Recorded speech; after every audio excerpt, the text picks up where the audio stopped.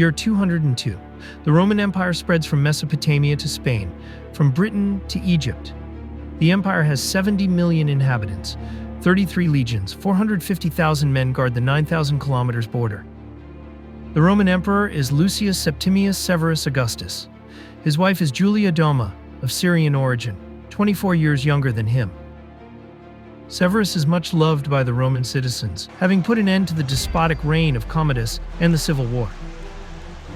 In 197, Septimius Severus fought against the Parthians, sacking their capital Ctesiphonte and annexing northern Mesopotamia. In 202, Septimius Severus undertakes a military expedition to Africa. The province of Numidia is expanded, and several cities in Libya are annexed to the empire. While in Mauritania, to strengthen the southern border against incursions by Saharan Bedouins, a news story catches the attention of the emperor. A fishing boat, leaving from Sala Colonia, now Rabat in Morocco, had been dragged by the currents of the Atlantic and had discovered a new archipelago of islands off the coast of Africa. They had called them Cerulei and Sulai, from the color of the islands seen from afar. The Romans knew the Canary Islands, and also Madeira, discovered by the Phoenicians in the 6th century before Christ, and mentioned by several historians and cartographers such as Pliny the Elder, Plutarch, and Sertorius. The Roman Emperor, Septimius Severus, aimed to expand the Roman Empire, but to the south there were 1,000 kilometers of deserts. To the east were the Parthians, a very formidable adversary. To the north were the warlike Germans, and little of interest.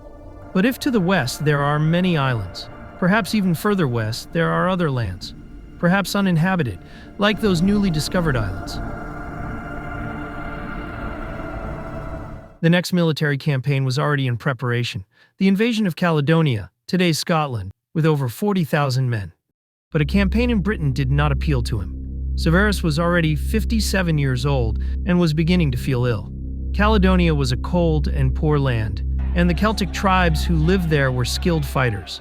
In 117, an entire Roman legion had been destroyed fighting against them. Severo wondered, what's beyond the horizon to the west? He decided it was worth investigating. Arriving in Rome in 203, he canceled the invasion of Caledonia and ordered the preparation of a naval expedition towards the west.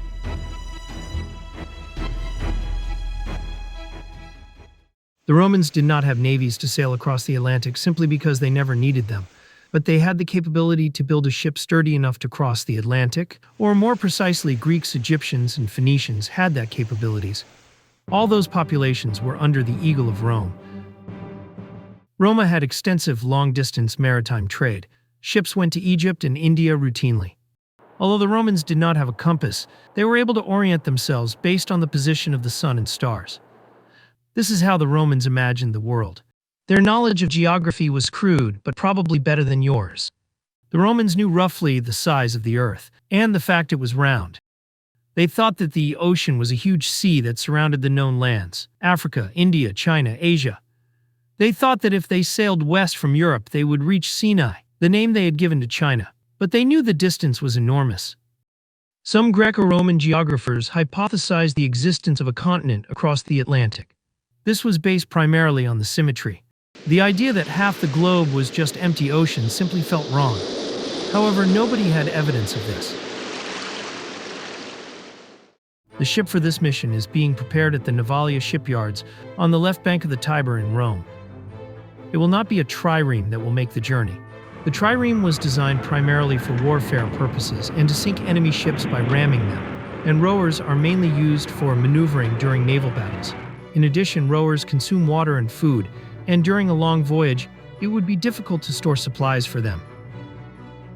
The strengthened versions of their own merchant ships, Le Honoraria ship, will be used. It will be a ship about 60 meters long. However, up to almost 50 meters in length were the normal dimensions for a Roman cargo ship. The propulsion will be a rectangular sail, and there will also be a second mast at the bow. The hull will be rounded and sturdy, suitable for sailing in the open sea. The wood used will be oak, sturdy, and resistant. It will have a large keel, ensuring stability to the vessel. It will have a double rudder, consisting of two large paddles that were operated by the helmsman to change direction. The single rudder, still in use today, is a medieval invention. It will have a crew of 60 men and about 20 legionnaires. Under the deck, there will be a hold in which supplies will be stored. The cargo capacity will be over 1,000 tons. This is not excessive capacity. The grain-laden ships carried up to 1,200 tons of grain, 10 times the capacity of the Santa Maria used by Columbus. There were ships capable of carrying up to 10,000 amphorae, each containing about 26 liters of liquids, water, wine, or oil. The Romans gave names to their ships, both warships and merchant ships. Let's give a name to this ship. Since it is a strong, robust ship, it will be called Taurus. Crossing the Atlantic is dangerous. There are storms, you have to stock water and food for months, but the travel is not impossible at all. Anything that floats has crossed the Atlantic. A Frenchman in 1952 did it in an inflatable with no water or food. Thor Heyerdahl in 1972 did it on a replica of a pharaonic Egyptian reed boat in 57 days. In 1896, Frank Samuelson and George Harbaugh rowed across the Atlantic from Manhattan to Island of Scilly in 55 days. This is John Fairfax. He rows across the Atlantic Ocean alone. So a reinforced Roman merchant ships would be capable of crossing a mild Atlantic. Crew year 204. The Taurus is ready. The ship, with a crew of veteran Greek sailors and legionaries, set sail west. In Roman times, the vast majority of mariners were Greek. The trip will take place in summer, when the currents and winds are more stable. The possibility of storms is lower, and the sky is often cloudless, making it easy to orient oneself with the stars and the sun. From Rome, they sail along the coast of Africa and arrive at Tingis, today's Tangier in Morocco, before heading towards Madeira. They make another stop at the Blue Islands. From there, they set sail for the open sea. How currents work in the North Atlantic. From the coast of Morocco and the Canary Islands, there are circular ocean currents that carry towards the Caribbean and the American East Coast, with prevailing winds towards the southeast. The Taurus from the Azores catches the Bermudas high, a flow of hot and humid air that blow from southwest to east. Then they follows the currents. The winds would push them south, but they would try to keep as close to a westerly direction as possible. The Taurus was likely to be making about 5 knots, about 10 kilometers per h. We can imagine their fear when they realized that due to the winds and currents, the return would be impossible, and that if they did not find land on which to land, they would have vanished without a trace. There were huge waves, different from those in the Mediterranean. There were stories of sea monsters, large creatures that swallowed ships, and some sailors thought that the earth was flat and that at some point they would fall into the void. But we can also imagine their joy when, after about 40 days, the Romans would have come in sight of the American coast in the Carolina area. What they see is a huge uninhabited island whose boundaries they cannot even understand, covered with a thick vegetation of tall trees. They find a good place to land, a wide beach with deep waters. They explore the new land and discover a country rich in wildlife, abundant water sources with many fish, plants they do not know, but also many vines and cereals. They decided to call the new continent Atlantis, from the Greek myth of the Titan Atlas. The Romans also knew Plato's writings about the city of Atlantis. For a month they moved north along the American coast, exploring the territories and relying heavily on hunting to acquire food. They find no traces of human settlements apart from a corn shed, and on a promontory, they see what might be a group of tents, but they find no place to moor. The Romans did not have telescopes. Having reached more or less the height of New York, they decide to head east and return to Europe to avoid the winter. They are lucky because in this way, by pure chance, they manage to exploit the currents and winds that push from the east coast of America towards the northwest. Thanks to those currents, the return journey is quicker, 20 days. Their arrival in Rome is almost a triumph. The news of an immense island, almost uninhabited and rich in forests and food, convinces the emperor to organize a new expedition the following year, with 20 ships, numerous legionaries, but also the first settlers. There were plenty of poor Roman citizens who would be willing to take a chance and head out in this Nova Patria for land and wealth. However, they knew they had a one-way ticket.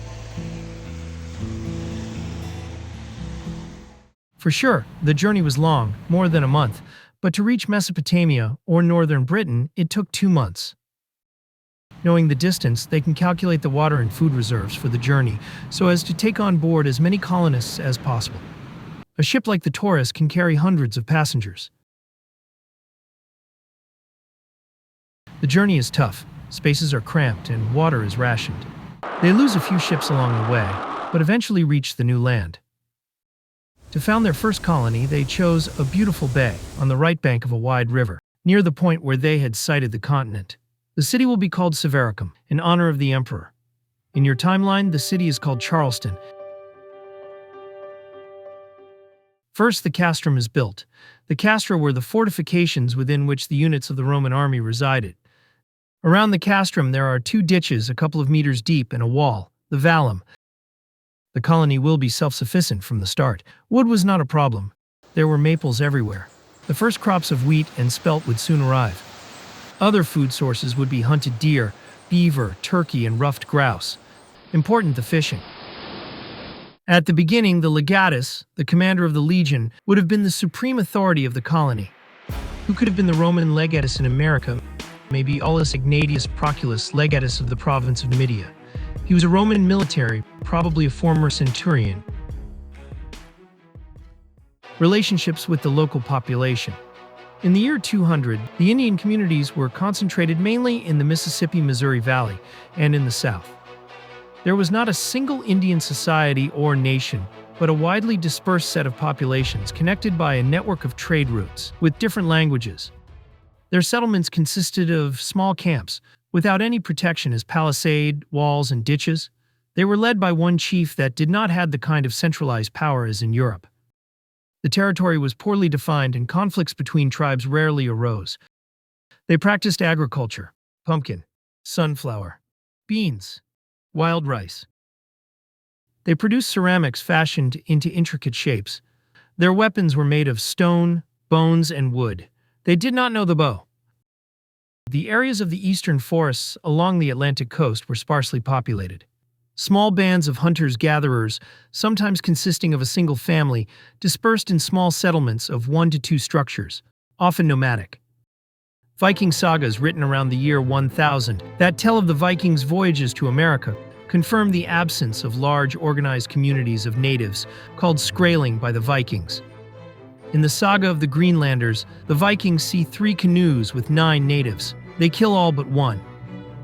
The natives return to attack the Vikings by throwing projectiles at them, probably with a sling. The saga is not clear. Then they retreat. The Viking commander, Thorvald, dies. During another expedition of 60 Vikings and 5 women, led by Thorfinn Karlsefni, a group of natives visit a Viking camp, bringing with them animal skins to trade.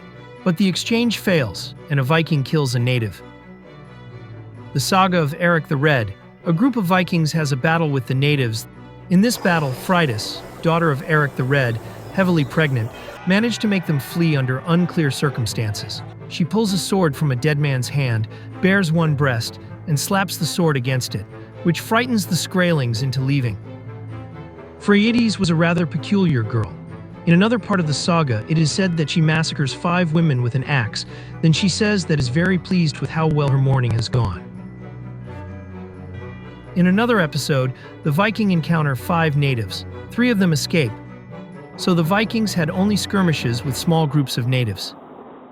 A Roman legion was more organized, numerous, and better armed than a Viking expedition. For sure there would have been ambushes, attacks on colonist settlements, with fighting that would have continued for a century. But these small, isolated communities had no way of repelling Roman colonization of the eastern coast. Even the Europeans had to fight against the natives. But in the year 200, the native population in those areas was far smaller than in the year 1500, 1300 years later. With all due respect, the Indians of the year 200 who lived there were not Germanic hordes nor Sasanians. Forgot a new Teutoburga. Obviously, the vast Indian settlements along the Mississippi and Missouri and in the Great Plains would have been a tougher opponent. Soon an entire legion would be transferred to America. Perhaps the Legio III Augusta. Its emblems were the winged horse Pegasus. In the 3rd century, most of the legion was stationed in Mauritania Tingitana, the northern part of Morocco. The 3rd Legio Augusta had around 6,000 men. This legion was a highly mobile fighting force, accustomed to fighting guerrilla warfare against Berber tribes, exactly what was needed against the Native Americans.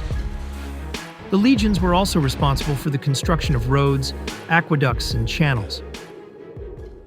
The tactical organization of the Roman legions in America will be different from that in Europe. The rectangular wooden, the scutum, was used for breaching enemy lines.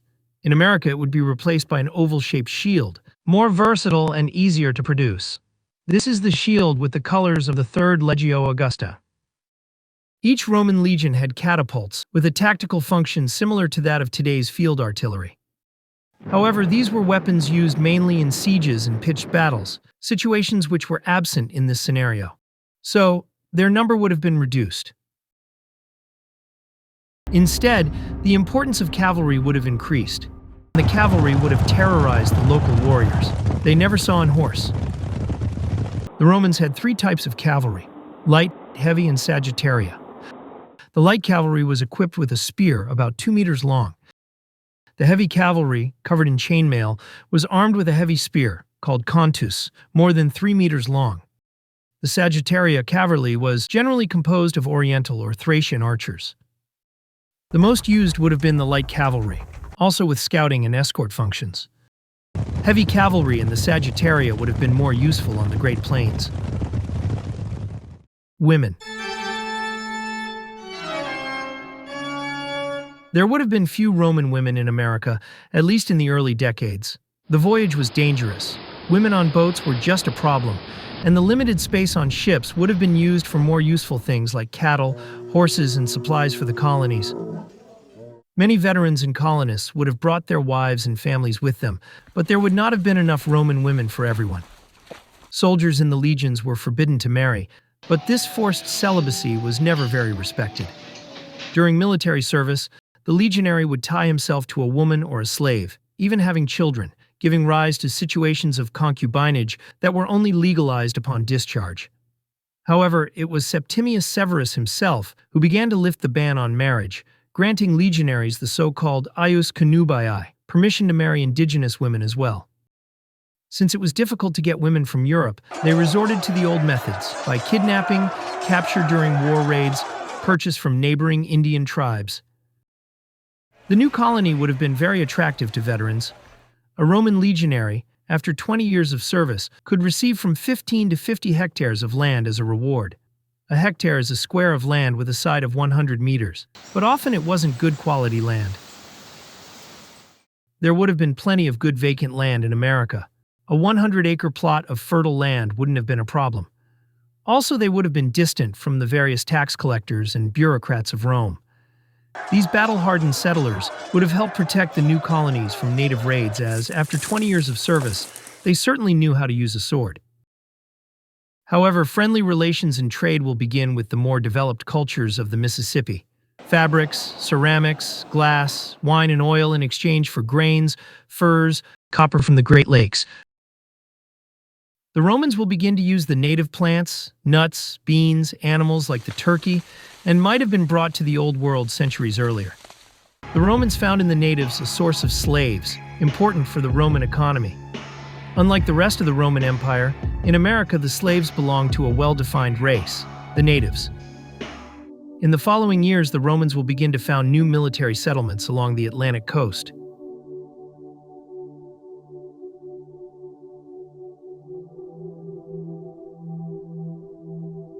The palisades around the castrum are replaced with a real brick wall with a thickness up to 3 meters and with watchtowers at regular intervals. Around these military centers, civilian centers developed which became cities as happened in Europe. Just think of Cologne, Vienna, Mainz, Budapest, Belgrade. There are also fishing villages and farming communities in the fertile lands along the rivers. A road network is built, used to speed up the movement of armies. The most important is the Via Septiminia, which connects the main Roman cities along the coast. In the major cities, there are temples, baths, public buildings such as the Forum and mosaic floors. There are amphitheaters used to entertain the population, with fights between gladiators, and with animals, grizzlies, 1-ton bison, Mississippi alligators 4 meters long. The most important cities will become Colonia Atlantis, built in the Baltimore, Washington area, and Nova Civitas, where New York stands today. It is a large bay at the mouth of a large river, the Hudson, used as a communication route to the flourishing Indian communities of the Great Lakes. The Romans will take possession of Newfoundland and Labrador, rich in mineral resources, including iron. Some Indian nation might become a client state of the Romans, like Herod in Judea, or Boudicca's husband in Britain. Religion. During the reign of Severus, there were persecutions against Christians, and Christianity was not widespread among the legionaries, who initially constituted the majority of the colonists. Furthermore, Christianity was particularly widespread in the East, while the first colonists would have come from the West. Thus, in America, the old religion would persist longer. Christianity may have begun to spread in America in the late period after 400. Illnesses. The plagues that ravaged Europe did most of the killing for the Europeans when they came to America. The Romans had plenty of that. They already had smallpox, which destroyed entire Aztec cities. The plague of Justinian was caused by Yersinia pestis, the same of the Black Death of 1300. However, these diseases are only effective in large settlements, and given the low density of the native population in the year 200 in Eastern America, the devastating effects of the Spanish colonization of the 16th century would not have occurred. The Romans would have gotten familiar with the weather, winds, and currents of the Atlantic, learning that it is easier to leave from the Canaries, following the route that leads further south towards the Caribbean islands, also almost uninhabited in the year 200. Where other colonies and supply points would be founded. Bermuda would have been discovered, a useful stopover in the middle of the Atlantic. They will discover the longest but safest route in the north, the same that was used in your timeline by the Vikings. It is a sort of island hopping with never more than a few days' sail from land. In Europe, there was the so-called Roman warm period, and Greenland was considerably warmer and more hospitable. Caledonia is soon pacified, as Pictish coastal piracy poses a problem for shipping along this route. Given the amount of resources required, the Romans probably would have lost lands in the east. Around 250, the Roman Empire enters the so-called crisis of the 3rd century, a period of anarchy and civil wars, while masses of barbarians pressed on the borders. Emigration to this more peaceful and quiet colony increased significantly. Sooner or later, the Romans will come into contact with the Maya. Around 200 AD, the Maya civilization was composed of numerous independent city-states involved in a complex web of alliances, enmities, and political intrigues. There were two rival cities, Tikal and Calakmul, very powerful and engaged in fighting each other, with alternating results. Near present-day Mexico City stood the great metropolis of Teotihuacan, which often interfered in Mayan affairs. The Mayan population was approximately 10 million people. Rome was ahead of Maya in terms of technology. The weapons of the Maya were crafted from obsidian and chert, or animal bones. The Mayans also did not have horses. The warriors wore protective vests made of hardened cotton, and shields crafted from wood or animal hide. Helmets were unknown. Their armor could withstand obsidian, not the metal of the Romans. However, the Roman colonies in America would not have been powerful enough to face Mayan cities, at least in the early centuries. But contacts with those populations would have led the Romans to know cocoa and tobacco, important spices to export to Europe. But above all, they would have finally found a source of gold, enormously enriching the Roman colonies in America. The Roman Empire collapses around 500 BC. The new colony will not save it. This video ends with the fall of the Roman Empire, also because it is impossible to predict what will happen next. Certainly, after the fall of Rome in America, there will be a period of chaos and instability, and the Roman colonies could split into a series of kingdoms, as happened in Britannia. Contacts with Europe will become less frequent but will continue, as will emigration from Europe devastated by wars, religious violence, and invasions. The native tribes will develop on paths similar to how Germans, Celts, Goths, and other tribes from Europe developed after exposure to Roman culture, adapting Roman culture to his own. Some natives might fight in the Roman legions, learning tactics and organization. The natives will soon begin to adopt iron weapons and have horses, recovering from eventual diseases. So the Roman expansion into the Americas will likely just grind to a halt within a few centuries. There will be no Roman conquest of the entire American continent, just as there was no Roman conquest of Northern Europe and Russia. The boundary between the Roman and Indian worlds, the limes, will probably be placed on the Appalachians and in the swamps of the south, natural boundaries. In some areas of Appalachia, a wall may be built, as in Great Britain, or a series of forts spaced 21 kilometers apart, equivalent to a day's march.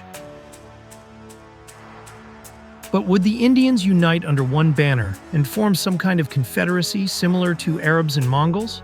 Will they find their Genghis Khan? In this case, the natives of the Great Plains may be a very formidable challenges for the Romans.